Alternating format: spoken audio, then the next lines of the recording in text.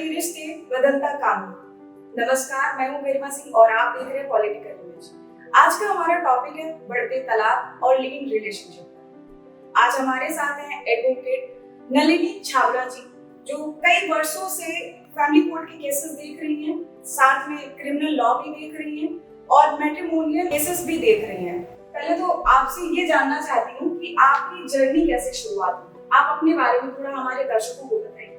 Journey as a journalism और ये articles लिखना मेरा शौक रहा है, तो सामाजिक मुद्दों पे काफी मैंने पहले लिखा है। करीब 8-10 साल तक जर्नलिस्ट भी रही। हाँ, 10 साल में 10 से 12 साल में 12 साल मान के, क्योंकि सोशलिज्म बहुत ज्यादा किया तो उस टाइम पे कई सारी चीजें सामने आई। फैमिलीज में बहुत सारी हमारी जो आसपास की जो चीजें होती थी उनके जो मैंने फेस किया, तो उनके मैंने आर्टिकल लिखना शुरू किया, जो कि साहित्य के रूप में हिंदी मेरा विषय रहा है। तो इंटरेस्ट था आर्टिकल लिखने में, और आर्टिकल लिखते लिखते धीरे धीरे जर्नलिज्म। आप जर्नलिस्ट भी, जैसे कि मैंने सुना कि आप सोशल वर्कर भी रही हैं, आपने काफी समय दिया है। फिर उसके बाद आपका इस फील्ड में कैसे इंटरेस्ट बढ़ा? आपने एलएलबी की पढ़ाई इंटरेस्ट इसलिए बढ़ा कि में हम अपनी चीजें, अपने जो विचार है वो व्यक्त तो कर सकते हैं, लेकिन उसके माध्यम से हम किसी को इंसाफ नहीं दिला, क्योंकि हमारे पास लोग आते थे, हमें कहते थे कि मैडम हमें ये प्रॉब्लम है, वो प्रॉब्लम है। एज ए जर्नलिस्ट हमने उन सारी चीजों को जो फेस किया और उनको समझने की कोशिश की, तो मुझे लगा कि अगर हम कुछ अपना डिस्ट्रीब्यूट करना चाहते हैं सोसाइटी में, हम अगर सच में कुछ देना चाहते हैं, योगदान देना है, तो हमें उस जगह पे होना चाहिए जहाँ पे हम उनकी वॉइस बन सके। जैसा कि मैंने इंट्रो किया था कि आज का जो हमारा टॉपिक है वो बढ़ते हुए तलाक पे है, तो मैम ये जानना चाहते हैं कि आज के समय में जो बढ़ते डाइवोर्स है, इसके पीछे का रीजन क्या है? रीजन देखिए, जो डाइवोर्स है, डाइवोर्स तो पहले भी होते थे, पिछले 5 से 7 सालों का जो टाइम बीता है उसमें इसकी जो संख्या है वो बहुत ज्यादा बढ़ी है। अचानक से इसमें बूम आ गई, लोग डाइवोर्स कर चुके हैं, भाई तुम्हारी ईगो ज्यादा है, हमारी कैपेसिटी। कहीं ना कहीं सबसे बड़ा ये रीजन निकल के आ रहा है, जैसे कि लोग सेपरेट होना शुरू हो चुके हैं, हम लोग हमारे लोग, इसकी वजह से जो घर में मतविवाद होते हैं वो इतने लंबे खिंच जाते हैं कि उनको संभालने वाला कोई होता है। एक्चुअली वो पहले क्या था कि विवाद तो तब भी थे, लेकिन तब इतना समय ही नहीं था लोगों के पास, क्योंकि लोग परिवारों में बिजी हो गए। पहले ये भी दबाव रहता था, अक्सर जो मैंने देखा, जो बहुत पुराने लोग हैं कि शादियां अच्छी नहीं चल रही, हस्बैंड वाइफ में बिल्कुल भी नहीं बन रही है, लेकिन इस वजह से वो एक साथ है कि बच्चे हो चुके हैं। बच्चे वैसे बहुत सारे लोग डाइवोर्स दे रहे हैं शहरों में, लेकिन बाकी लोग हैं कि समाज के 4 लोग कह रहे हैं, हमारे माता पिता ये कह रहे हैं कि हमारी फैमिली में कभी डाइवोर्स नहीं हुआ, तो तुम भी ऐसे चला लो। लेकिन जहाँ तक as a woman as an advocate अगर चीजें समझ सकती हैं तो संभालनी चाहिए। मैं ये नहीं कह रही कि आपको छोटी छोटी चीजों में सीधे कोर्ट पहुंच जाना चाहिए, सीधे पुलिस स्टेशन पहुंच जाना चाहिए, इसके बहुत सारे और भी ऑप्शंस हैं। लेकिन अगर स्थिति वर्स्ट हो जहाँ पे मारपीट हो रही है, घरेलू हिंसा हो रही है, एब्यूजिंग हो रही है, या फिर गाली गलौज हो रही है, या फिर फाइनेंशियल क्राइसिस हो रही है, या फिर आपका पार्टनर चाहे वो लड़की हो या लड़का एडल्ट्री में चला गया, भाई अगर आप लॉयल नहीं है रिलेशन में, तो सामने वाले को तो लगता है कि अपनी लाइफ को फ्रीडम के साथ। कहीं ना कहीं इसके पीछे क्या रीजन है कि आज के समय में जो आधुनिकता आई है, चाहे सोशल मीडिया हो या हर चीज डिजिटल हो चुकी है, लोगों के पास ऑप्शन हो गया है, लॉट ऑफ ऑप्शन, आप छोड़ने जा रहे हो फिर दूसरा कोई मिल जाएगा। हाँ, ये भी एक बहुत बड़ा ये लड़ाई डाइवोर्स की नहीं मानती है। यहाँ पे जो शादी है ना, पहले शादी एक कल्चर थी जिसे हमें निभाना है। अभी शादी सिर्फ एक समझौता है, तब तक जब तक हमारी आपकी चीजें चल रही हैं। अगर हमें ऐसा लग रहा है कि यहाँ पे हमें चीज समझ में नहीं आ रही, छोटी छोटी चीजों पे बात नहीं बन रही है, तो क्या होता है कि लोग उसको कन्वर्सेशन की कमी, समय नहीं है, दोनों वर्किंग है, कन्वर्सेशन में नहीं, जो थोड़ा बहुत समय था वो सोशल मीडिया ने ले लिया। एक बिस्तर में, एक कमरे में रह के भी लोग 2 मोबाइल पे लगे। कन्वर्सेशन की कमी होने के कारण कन्वर्सेशन तो मैम तब करेंगे ना लोग जब लोगों को टाइम मिलेगा फोन से, क्योंकि आज के समय में घर में फैमिली में बैठे किसी से बातचीत नहीं कर रहा है। डिजिटल मीडिया में जब हमारे घरों में, हमारे कमरों में और हस्बैंड वाइफ के रिलेशन के बेड तक जब एंटर किया तो रिश्ते नहीं थे, क्योंकि लोगों के पास ऑप्शंस होते हैं। अच्छा मैम, ये जो डाइवोर्स हो रहे हैं कई बार सही भी हो गए, कई बार गलत भी हो गए, इसमें कई बार महिलाएं भी फंस जाती हैं, कई बार पुरुष। तो आपको क्या लगता है कि प्रताड़ित कौन है, महिला पक्ष या पुरुष पक्ष? ज्यादा तो क्वांटिटी है, फिर रेशियो महिला 80-20, महिलाएं 80% है, 20% जेंट्स भी। अभी हाल ही में मैंने देखा कि इंस्टाग्राम पे बहुत सारे इन्फ्लुएंसर हैं जो एडवोकेट अपने आप को, अगर हस्बैंड और वाइफ साथ में है और वाइफ का किसी एक्स्ट्रा पर्सन के साथ मैरिटल अफेयर चल रहा है और उससे वो प्रेग्नेंट होती है, तो उस बच्चे का पिता जो है हस्बैंड कहलाएगा। अगर हस्बैंड डिनाई कर दे, नहीं, वो हस्बैंड क्योंकि वो उसकी वाइफ है, तो जो लायबिलिटीज है बच्चे, पेरेंटिंग की जो भी लायबिलिटीज है वो हस्बैंड की, कोई बुराई नहीं। अच्छा आपके पास कुछ ऐसे केसेस आए जिसमें सेपरेशन हुआ, हस्बैंड ने चार्जेस मांगे थे कि आपको मंथली इतना मेंटेनेंस देना है और उसके बाद वो हस्बैंड ना दे, ऐसा होता है? हाँ होता है, कई बार देखिए कोर्ट से ऑर्डर हो जाता है, लेकिन अब वही मेरे पास फोन आते हैं, मैं बता रही हूँ इंस्टाग्राम पे इतने सारे मैसेजेस आते हैं, मैं उनको देख नहीं पाती हूँ, मैं उनको रिप्लाई भी नहीं कर पाती हूँ, लेकिन फिर भी जितना मैं जनरली रिप्लाई कर पाती हूँ, मैंने कुछ देखे रिप्लाई ऐसे केसेस आए मेरे पास जिन्होंने कहा कि ना हमें तो मेंटेनेंस तो कोर्ट ने ऑर्डर कर दिया, हमारे पास ऑर्डर भी है, बट हमारा हस्बैंड हमें कुछ दे नहीं, तो ऑर्डर तो हो गया कोर्ट से, लेकिन कोर्ट अब आपके घर से तो नहीं लेने जाएगी ना। क्या ऐसे लिए आपको रिकवरी जो आपका मेंटेनेंस जो भी आपका बना है उसके लिए फिर आपको रिकवरी के लिए जाना होता है, तो तब।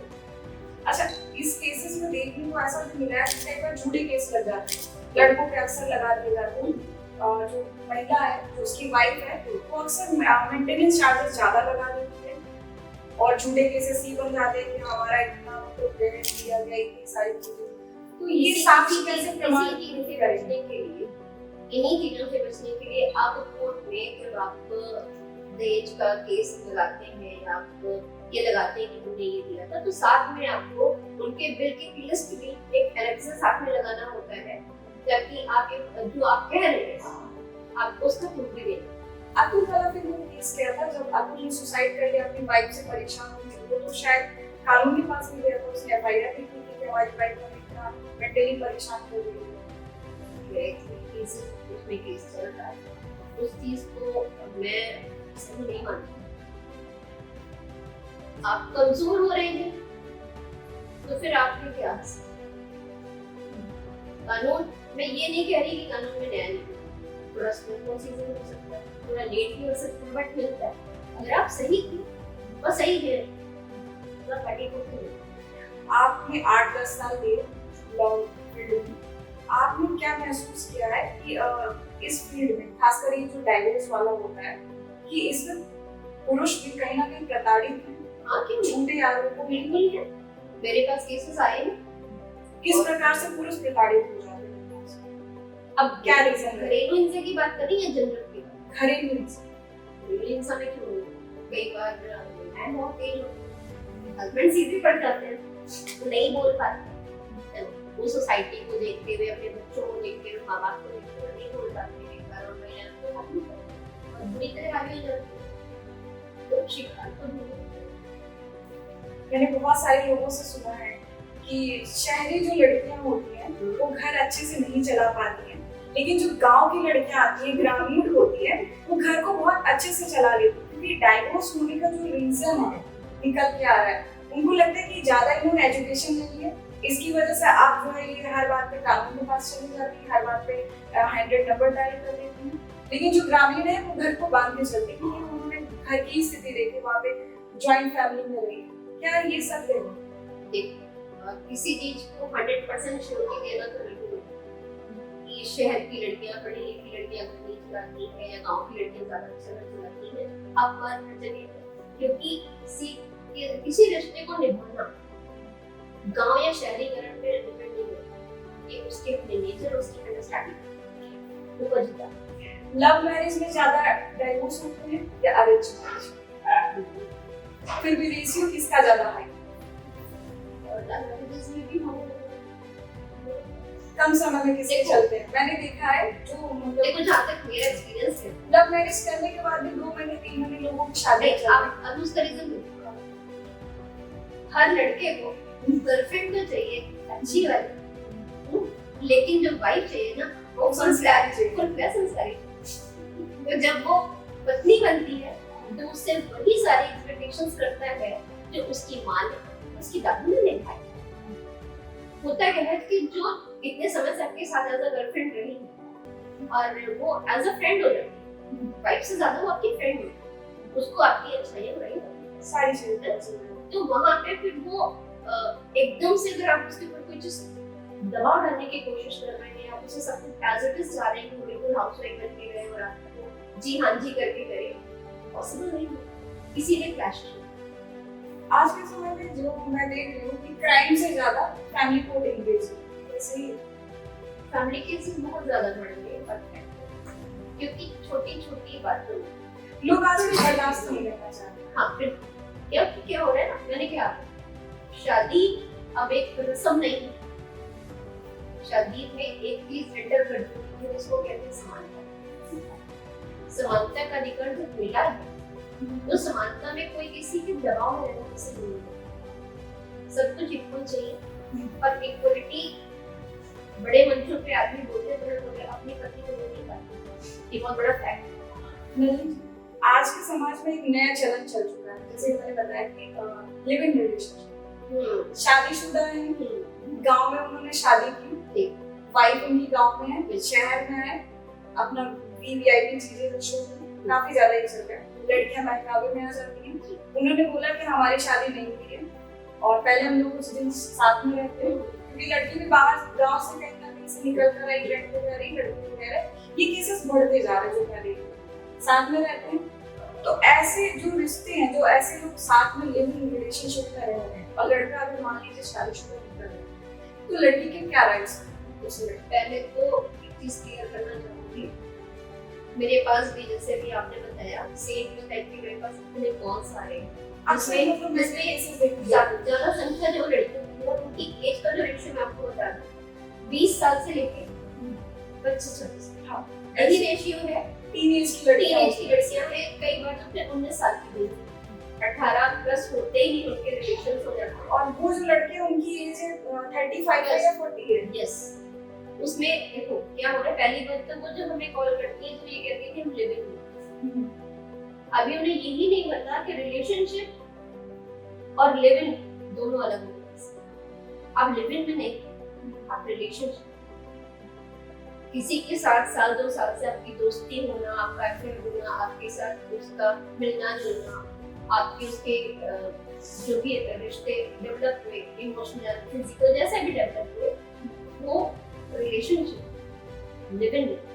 अगर आप एक लंबा समय बिता रहे हैं एक छत के नीचे पति पत्नी की तरह, जिसमें कि आप सारे जो अपने घर में पति की तरह वो आपकी सारी केयर कर रहा है, तो दूसरी शादी का प्रॉब्लम, एक शादी आपने कर रखी है, जैसे ये केसेस ज्यादा हो रहे हैं, इसलिए मैं कोशिश कर रही हूँ, बहुत सारी लड़कियां हैं, शायद एक उनको सीख मिल जाए हमारे माध्यम से। तो जब एक मैरिज हो चुकी है, सेकंड मैरिज में ये एज अ गर्लफ्रेंड रह रही है, 4 साल 5 साल की उम्र में, कई बार उनका बेबी भी हो जाता है, तो ऐसे में क्या लड़की के राइट्स उतने ही मजबूत जाएंगे या उसके बेबी के उतने ही राइट्स मजबूत होंगे जितने वाइफ के होंगे? पहली बात तो अगर शादीशुदा है आदमी और वो दूसरी शादी कर, वो दूसरी शादी पहली बात तो करे नहीं, क्योंकि एक हमारे हिंदू मैरिज एक्ट में सिंगल मैरिज का प्रावधान है। आप दूसरी शादी तब कर सकते हैं जब आप पहली शादी से डिवोर्स लें। अगर वो कोई छुपा के या किसी भी तरीके से रह रहा है या फिर कोई से शादी कर दी, तो पत्नी अगर चाहे तो शादी को नलनवाइड कर सकती है, कोर्ट में जा सकती है अपने राइट्स के लिए, क्योंकि एक पत्नी के होते हुए दूसरी पत्नी रखना कानूनी है।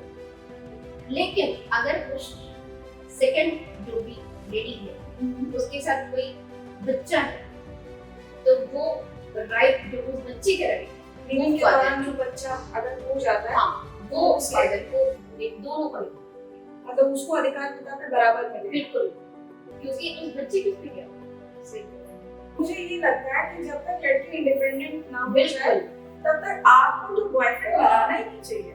नहीं, आप फ्रेंड बनाओ ना, आप अच्छे फ्रेंड्स बनाओ। फ्रेंड देखिए, फ्रेंड बना रहे हैं तो फ्रेंड विद बेनिफिट चल रहा है। एक्चुअली आज के समाज में फ्रेंड का मतलब ही तो वहीं तक जा रहा है। बहुत सारी सिचुएशंस हो गई हैं अब तो जिनका कोई इलाज ही नहीं बच रहा है। आप लौटने आगे उस घर से मैं देख रही हूँ, लखनऊ की बात ले लेते हैं, समय बिल्डिंग की बात अगर उठा के देख लेते हैं, कहीं दूर नहीं जाना, मैं दिल्ली नोएडा नहीं जाना है, लखनऊ की बात करना है। तो बहुत ही टीनेज की लड़कियां जो 19, 17, 16 और वो लड़कियां मतलब नशे में धुत हैं, करने क्या है कि घर से पढ़ने आई। क्या शादी करने से पहले माँ बाप अब उनको एडवोकेट का सहारा लेना जरूरी है या ले सकते हैं? देखिए, एक एडवोकेट जो होता है ना, वो आपके हर तरह से काम आता है, लेकिन क्या होता है एडवोकेट को लोग सबसे लास्ट में रखते हैं, जबकि प्राइमरी में रखना चाहिए। आपके ऊपर कोई भी चीज हो रही है, कहीं पे भी आप कुछ लीगल करने जा रहे हैं, आप शादी करने जा रहे हैं, आप कहीं पे भी कोई मकान परचेज करने जा रहे हैं, आप किसी तरह के किसी एग्रीमेंट में बनने जा रहे हैं, कोई बिजनेस प्लान कर रहे हैं, कुछ भी कर रहे हैं, अगर आप एक अच्छे एडवोकेट से कंसल्ट कर लेते हैं तो आप कहीं ना कहीं काफी हद तक सेफ रहेंगे। वो चाहे शादी क्यों ना हो, क्योंकि शादी भी जस्ट एक परंपरा नहीं है, शादी भी एक तरह का कॉन्ट्रैक्ट ही है। लेकिन सबसे ज्यादा स्ट्रॉन्ग जो राइट है मुझे लगता है कि लड़कियों के ज्यादा स्ट्रॉन्ग राइट बना हुए हैं, लड़कों के राइट जो है थोड़े कमजोर है।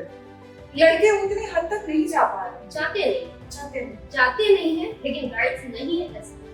क्या आपने कभी एक अच्छे एडवोकेट से कंसल्ट किया ही नहीं? आपके ऊपर कोई लड़की चार्जेस लगाती है, कोई कंप्लेंट करती है, पुलिस स्टेशन से आपके पास फोन आता है कि भाई आपके ऊपर कंप्लेंट हुई है, आप आ जाइए।